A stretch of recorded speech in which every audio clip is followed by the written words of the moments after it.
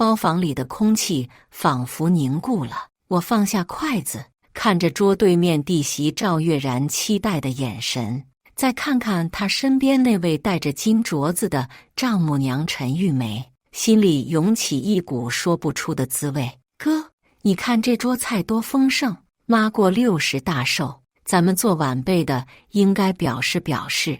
赵月然的声音甜腻腻的，但我听出了他话里的暗示。是啊，志远兄弟，今天这场面可不小呢。陈玉梅笑眯眯地看着我，眼神却透着精明。我扫了一眼这间装修豪华的包房，看着满桌的山珍海味，心里已经有了数。这一桌下来，少说也得2万8。弟弟张志远坐在我旁边，低着头不敢看我。我知道，又是他们夫妻俩商量好的。我深吸一口气，准备开口。这一句话注定要让在场的所有人都愣住。大家好，开始今天的分享之前，希望你能给人间烟火点个订阅，我将会分享更多优质的内容。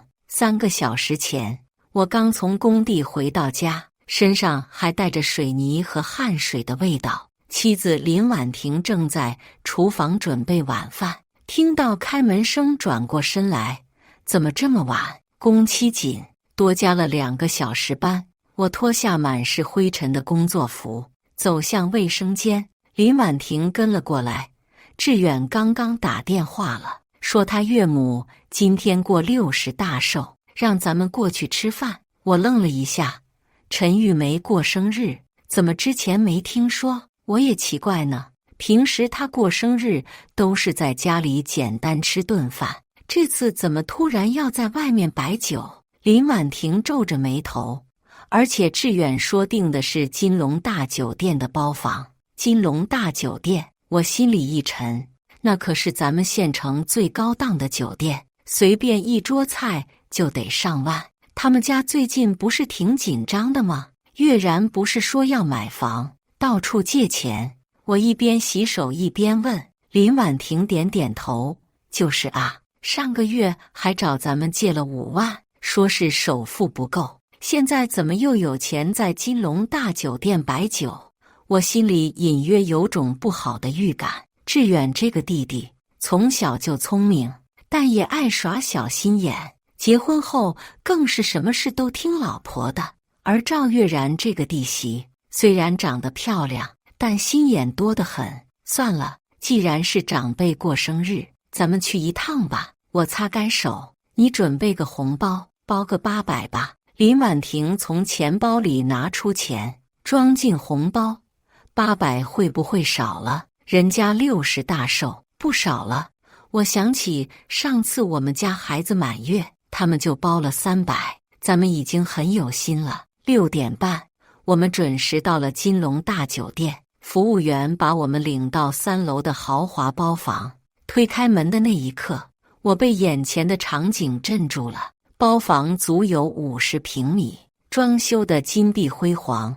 正中央摆着一张能坐20人的大圆桌，桌上已经摆满了各种精美的菜肴：清蒸石斑鱼、红烧鲍鱼、白切乳猪、蒜蓉扇贝。每一道菜都散发着诱人的香气。陈玉梅坐在主位上，今天打扮得特别隆重，穿着一身紫红色的真丝旗袍，脖子上戴着一条粗粗的金项链，手腕上是成对的金镯子，头发做得一丝不苟，脸上的妆容精致得像要去参加什么盛大的宴会。哥，嫂子，你们来了。赵月然迎上来，笑容满面，快坐快坐。她今天也穿得很正式，一身黑色的连衣裙，画着精致的妆容，看起来光彩照人。我环顾四周，发现包房里只有我们2家人，总共6个人：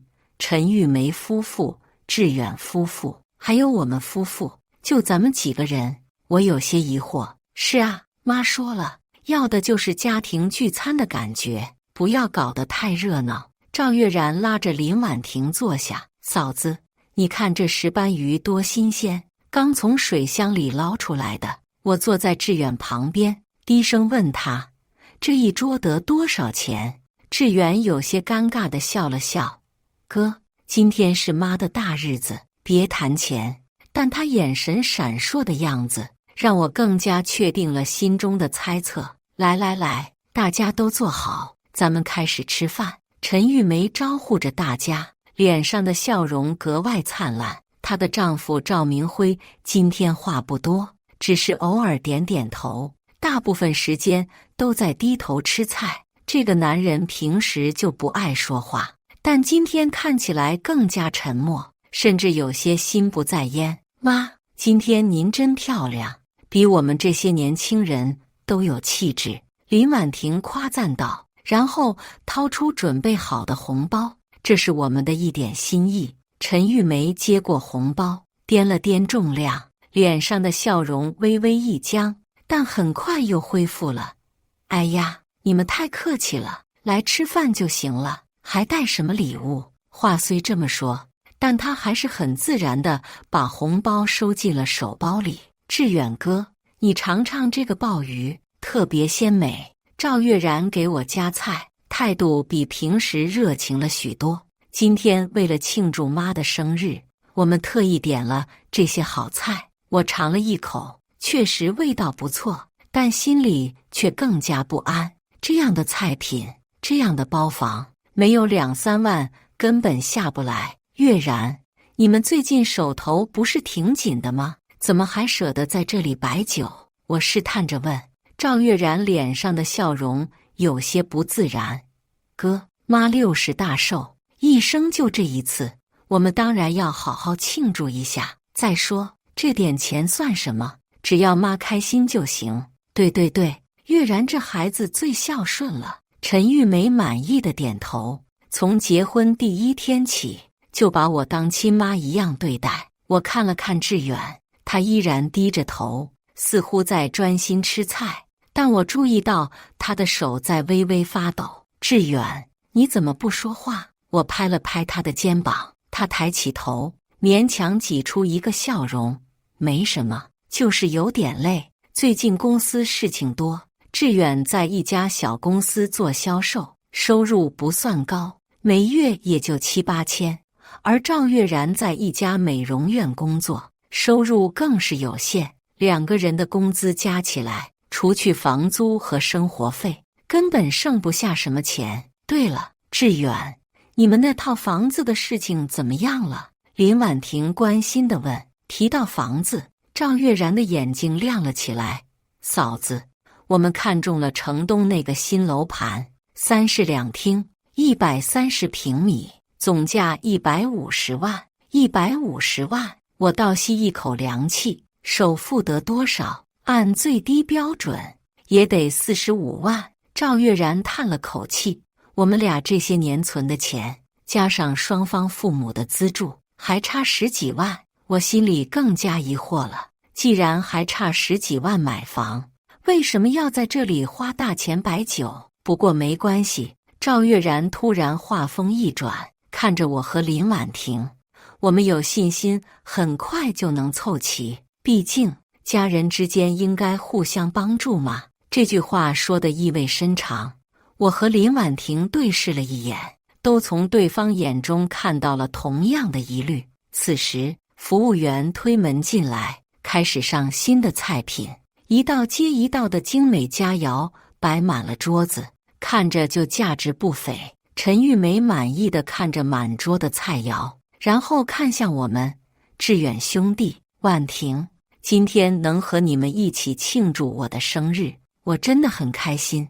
咱们都是一家人，以后要多来往才是。他的话里有种特别的暗示，让我心中的不安越来越强烈。饭吃到一半的时候，赵月然突然站起身，端起酒杯。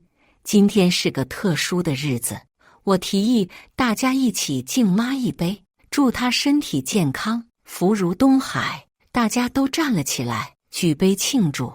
陈玉梅笑得合不拢嘴，一口气干了杯中的红酒。妈，您今天真的很漂亮。林婉婷真诚地说，这身旗袍特别适合您。是吗？这是我专门为今天买的，花了2000多呢。陈玉梅摸了摸衣服，月然说我穿什么都好看，一定要我买最好的。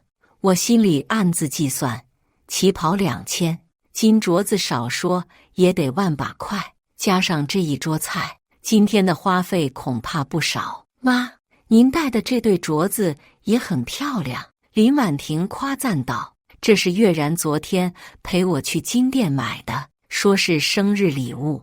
陈玉梅抬起手腕，镯子在灯光下闪闪发亮，重量足足有50克呢。我暗自算了一下，按现在的金价，50克的金镯子至少要2万块。月然真孝顺，林婉婷由衷地说，那是当然，我这个儿媳妇比亲女儿还亲。陈玉梅满意的点头，从来不让我操心，什么事都替我想得周周到到。志远在旁边依然沉默，只是机械地吃着菜。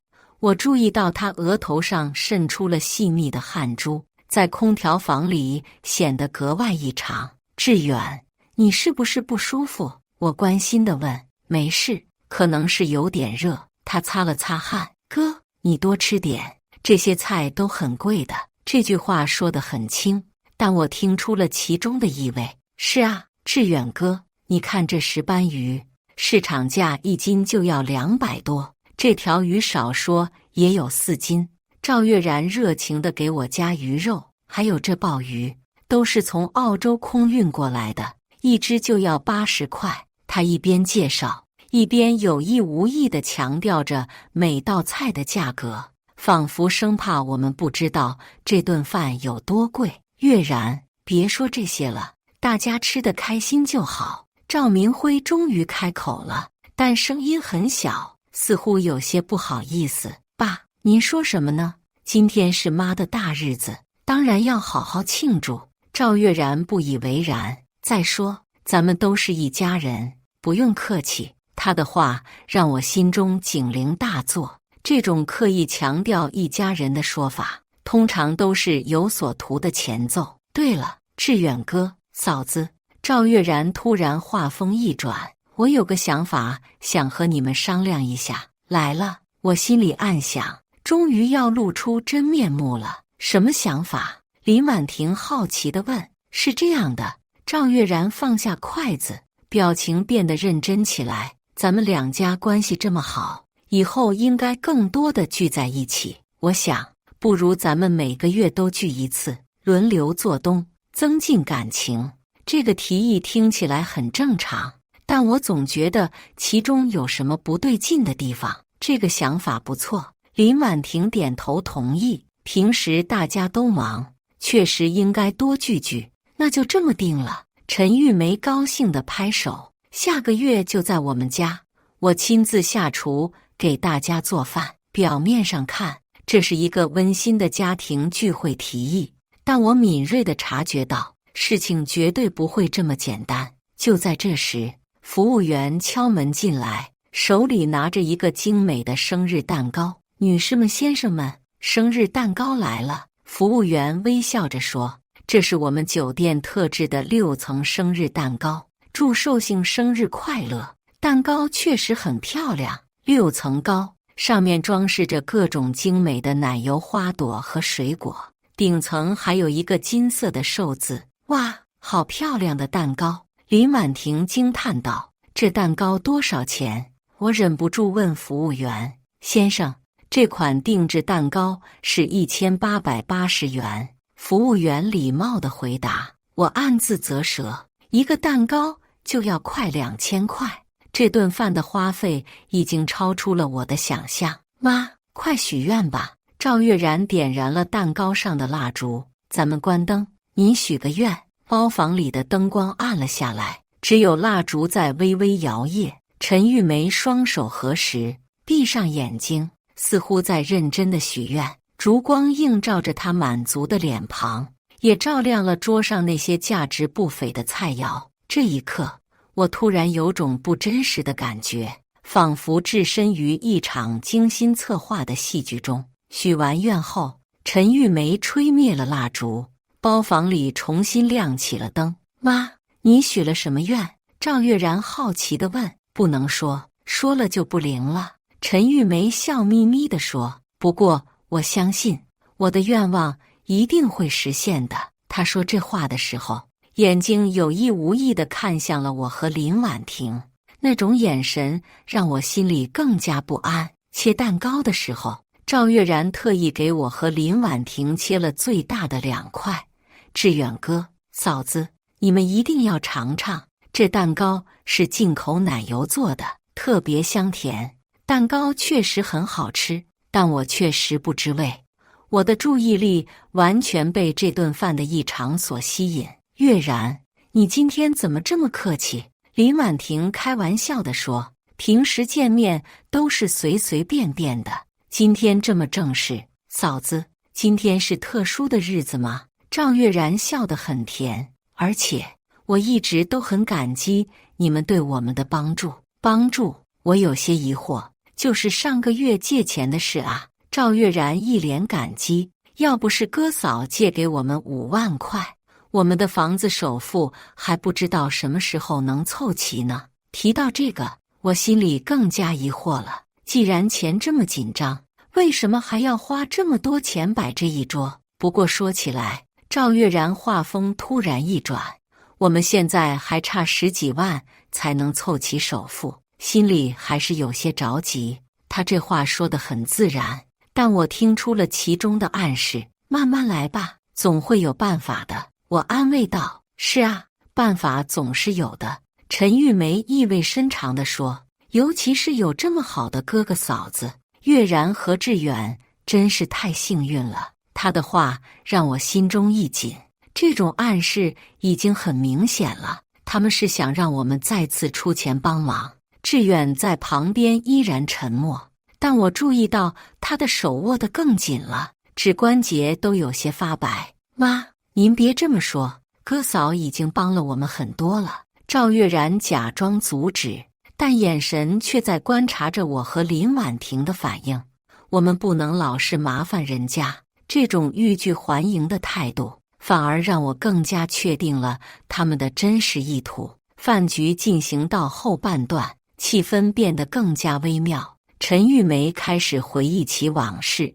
志远兄弟，你还记得吗？3年前月然刚嫁到我们家的时候，你说过什么话？我努力回想，但实在想不起来。你说的是什么？我问道。你说月然是个好姑娘，以后我们2家就是真正的一家人了，有什么困难大家一起面对。陈玉梅笑着说。当时我就想，志远真是遇到了好哥哥。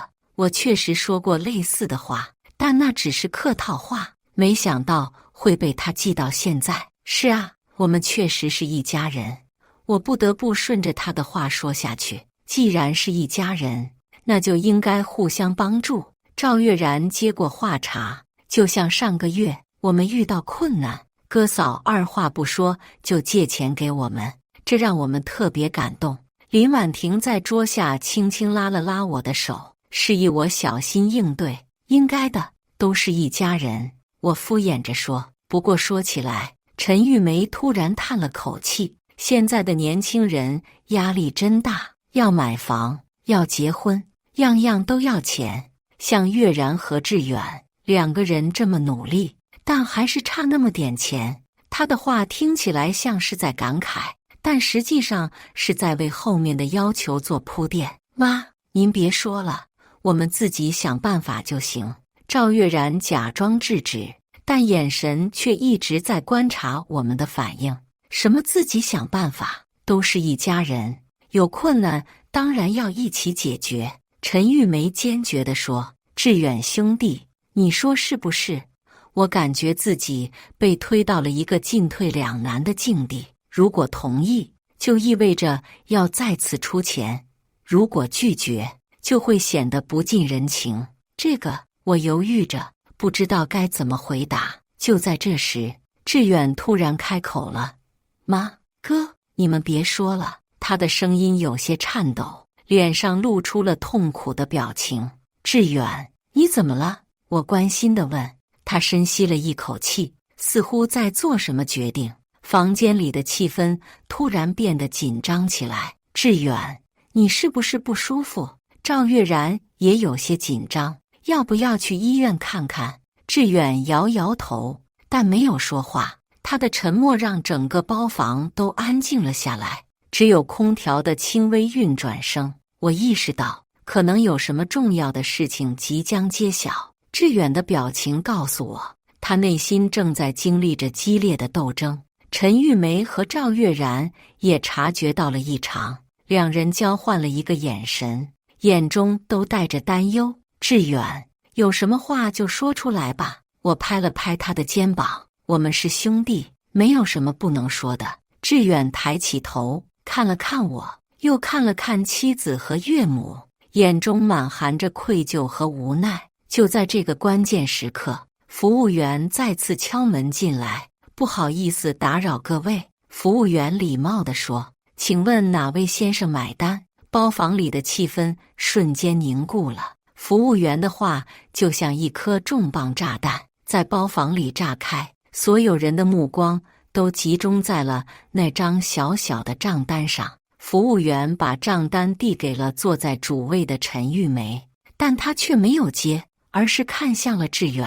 志远的脸色唰的一下变得苍白，额头上的汗珠更加密集了。妈，您看看账单。赵月然催促道，但声音明显有些紧张。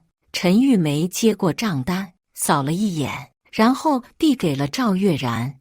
月然，你看看对不对？赵月然接过账单，眼睛快速扫过上面的数字，脸色也变了。多少钱？我忍不住问道。赵月然有些结巴地说：“28368。”这个数字让包房里彻底安静了下来。28000多，这几乎是志远3个月的工资。我看向志远，他的手在桌子下面紧紧握成拳头，整个人都在微微颤抖。这么多，林婉婷也吃了一惊。是的，服务员礼貌地解释。您这桌点的都是我们酒店的招牌菜，石斑鱼1680元，澳洲鲍鱼1280元，还有红酒2瓶，定制蛋糕，每报一个价格。志远的脸色就更白一分。志远，你来买单吧。陈玉梅理所当然地说，今天是我的生日，当然应该你们小辈买单。志远嘴唇动了动，但没有发出声音。志远，赵月然也催促道，快去买单吧。我看着弟弟痛苦的表情，心里涌起一阵怒火。这分明就是一个局，一个精心设计的陷阱。等等，我站了起来，我有几个问题想问清楚。所有人都看向了我，赵月然和陈玉梅眼中都闪过一丝紧张。志远，这顿饭是谁提议的？我直视着弟弟的眼睛。志远艰难地咽了咽口水。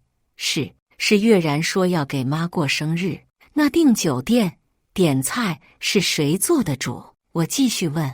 是月然和妈商量的。志远的声音很小。志远哥，你这是什么意思？赵月然有些不高兴。难道庆祝妈的生日有什么不对吗？庆祝生日没有不对，但是我看了看桌上的山珍海味，你们订这么贵的酒店，点这么贵的菜，事先有没有和志远商量过？赵月然的脸色变了。志远哥，你这话是什么意思？难道你觉得妈不值得我们花这些钱？不是这个意思。我深吸一口气，我是想问，志远知道这顿饭要花多少钱吗？这个问题让包房里再次安静下来。志远低着头，不敢看任何人。志远，你说话啊！我继续追问。志远抬起头，眼中满含泪水。哥，我不知道会这么贵。这句话一出，真相大白了。志远的坦白让整个包房的气氛瞬间变得剑拔弩张。什么叫不知道会这么贵？赵月然的声音提高了8度。难道我们给妈庆祝生日还要先向你汇报价格？月然，不是这样的。志远试图解释。那是什么样的？陈玉梅也不高兴了。难道我过个生日还要看你的脸色？我看着这对母女的表演，心中的怒火越烧越旺。阿姨，不是您过生日的问题，而是消费水平的问题。我尽量保持冷静。志远1个月工资才7000多，这顿饭相当于他3个月的收入，您觉得合理吗？合理不合理，那是他们夫妻的事。陈玉梅理直气壮地说。再说，不是还有你这个当哥哥的吗？这句话终于露出了他们的真实意图。妈，您这话是什么意思？我明知故问。什么意思？陈玉梅看了赵月然一眼。志远哥，你别装糊涂，今天这顿饭本来就是想让你们2家一起出钱的，凭什么？林婉婷终于忍不住了，凭什么我们要为你们的挥霍买单？什么叫挥霍？赵月然不服气，这是给妈过生日，是孝敬长辈，孝敬长辈可以，但要量力而行。我冷冷地说，你们夫妻俩1个月收入加起来才1万出头，却要花3万块钱吃一顿饭，这叫孝敬还是叫打肿脸充胖子？志远哥，你怎么能这么说话？赵月然眼圈红了。我们好不容易想给妈一个难忘的生日，你就不能支持一下吗？支持可以，但不是这种支持法。我看着他，你们明明知道自己没有这个经济能力，却还要订这么贵的酒店，点这么贵的菜，然后让别人买单，这叫什么？这叫道德绑架！道德绑架！陈玉梅站了起来，声音颤抖着：志远兄弟，你太让我失望了。我把你当亲兄弟，你却这样对我。阿姨，我也把您当长辈尊重，但您这样做确实让我很难接受。我也站了起来，如果您真的想过生日，我们可以在家里简单吃一顿，或者找个普通的餐厅，但您选择了最贵的酒店，点了最贵的菜，然后让我们买单，这公平吗？包房里的气氛已经完全僵住了。志远坐在椅子上，双手抱着头，整个人都在颤抖。志远，你说话啊！赵月然哭着说，你到底是站在哪一边的？志远慢慢抬起头，眼中满含痛苦。月然，哥说的对，这顿饭确实太贵了，我们根本承担不起。你，赵月然气得说不出话来。而且，志远继续说道，这件事从一开始就不对，你们明明知道我们没钱，却还要订这么贵的地方，就是想让哥哥买单，这样做太不应该了。志远的话让赵月然和陈玉梅都愣住了，他们显然没想到，一向听话的志远会在这个时候站出来说真话。好，很好。陈玉梅气得浑身发抖，原来我在你们心里就是这样的人。就在这时，我做出了一个决定，我拿出手机，说出了一句让他们全家都愣住的话。我打开手机的录音功能，然后看着桌对面的2个女人，既然话说到这个份上，那我也不装了。我的声音很平静，但每个字都清晰有力。这顿饭我可以买单，但有个条件。陈玉梅和赵月然的眼睛都亮了起来，以为我要妥协了。什么条件？赵月然急忙问道。我深吸一口气，然后说出了那句话：我买单可以，但从今天开始，我们2家断绝一切经济往来。上个月借给你们的5万块钱，1周内还清，以后不要再以任何理由向我们要钱，包括买房、看病、孩子上学，1分钱都不要想。这句话一出，包房里瞬间鸦雀无声。陈玉梅和赵月然都愣住了，他们显然没想到我会说出这样的话。志远哥，你这是什么意思？赵月然结结巴巴地问。字面意思，我冷静地说，你们不是想要我买单吗？我可以满足你们，但代价就是从此断绝经济往来。不是，志远哥，我们不是那个意思。赵月然急了，不是什么意思？我冷笑一声，从我们进这个包房开始，你们就一直在暗示我买单，先是强调菜品的价格，然后是提到买房缺钱，最后是直接让我买单。这不是计划好的是什么？陈玉梅的脸色变得煞白。志远兄弟，你误会了，误会。我拿起账单，你们订金龙大酒店最贵的包房，点最贵的菜，买最贵的蛋糕，然后理所当然的让别人买单，这叫误会。可是我们是一家人啊！赵月然哭着说。一家人？我冷冷地看着他。一家人就是用来被算计的吗？一家人就应该为你们的虚荣买单吗？志远在旁边抬起头，眼中闪着泪光。哥，对不起，我不知道他们会这样。志远，这不怪你。我拍了拍他的肩膀。但你要记住，做人要有底线，不能因为是家人就可以无底线的索取。志远哥，你别这样，我们真的不是故意的。赵月然还在试图挽回。不是故意的，我冷笑。那你告诉我，为什么你们明明没钱，却要订这么贵的地方？为什么在我们面前一直强调菜品的价格？为什么要买那么贵的金镯子和旗袍？面对我的连续质问，赵月然哑口无言。还有，我继续说道，上个月你们借钱说是买房首付不够，现在却有钱在这里挥霍，你们把我们当什么了？取款机吗？陈玉梅终于忍不住了。志远兄弟，你说话太难听了。难听？我站了起来。比起你们的行为，我的话已经很客气了。我走向门口，准备离开。你们考虑一下我刚才的话，这顿饭我买单，但以后我们两家的经济往来就此结束。包房门口，我停下了脚步，回头看着那个还沉浸在震惊中的家庭。志远突然站了起来，走到我面前。哥，我跟你走。志远，你疯了吗？赵月然尖叫道。你不能丢下我们走。为什么不能？志远转身看着妻子，眼中第一次露出了坚定的光芒。从结婚到现在，你们母女什么时候把我当过真正的家人？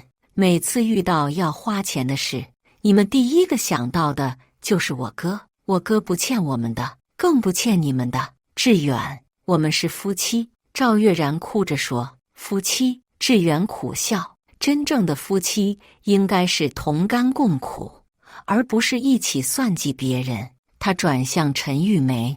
妈，今天这件事让我看清了很多东西。我不是不孝顺，但我不能接受这种用道德绑架别人的孝顺。说完，志远走向服务台，掏出自己的信用卡。这顿饭我来买单。志远，你疯了？你哪有那么多钱？赵月然追过去。没有也要想办法。志远坚决地说。这是我们家的事，不能再麻烦我哥了。我看着弟弟的背影，心中涌起一阵暖流。这一刻，我看到了那个小时候跟在我身后说要保护哥哥的小志远。刷卡的时候，志远的手在颤抖。我知道这张卡里的钱根本不够。算了，还是我来吧。我走过去，拿出自己的卡。哥，志远的眼中满含泪水。最后一次，我看着他。以后你们的事，你们自己解决。买完单，我们走出了金龙大酒店。夜晚的空气格外清新，仿佛洗去了包房里的所有污浊。哥，对不起。志远在酒店门口对我鞠了一躬。不用道歉，但要记住今天的教训。我拍了拍他的肩膀。做人要有底线，不能因为任何理由去算计别人，哪怕是最亲的人。志远点点头。我明白了，从今天开始，我会改变的。身后传来赵月然的哭声。他和陈玉梅还在包房里，但我知道，有些话一旦说出口，有些事一旦做了，就再也回不去了。林婉婷走到我身边，握住了我的手。你做得对，是吗？我看着夜空中的星星，可能从此以后，我们兄弟的关系就变了。变了也好，林婉婷说，至少变得真诚了。3个月后，志远真的还清了那5万块钱。他辞掉了原来的工作，开始自己创业。虽然很辛苦，但他的眼神比以前坚定了许多。至于赵月然和陈玉梅，他们搬回了娘家。那套130平米的房子最终没有买成。那天晚上在金龙大酒店说的那句话，确实让他们全家都愣住了。但更重要的是，他让志远明白了什么是真正的底线，什么是真正的尊严。有时候最难的不是说是，而是说不。而我那句话，就是对无底线索取的一个坚决的不。以上就是今天分享的故事。大家有什么想说的、想吐槽的，欢迎在下方评论交流。也更希望能给人间烟火点个订阅，我将会分享更多优质的故事内容。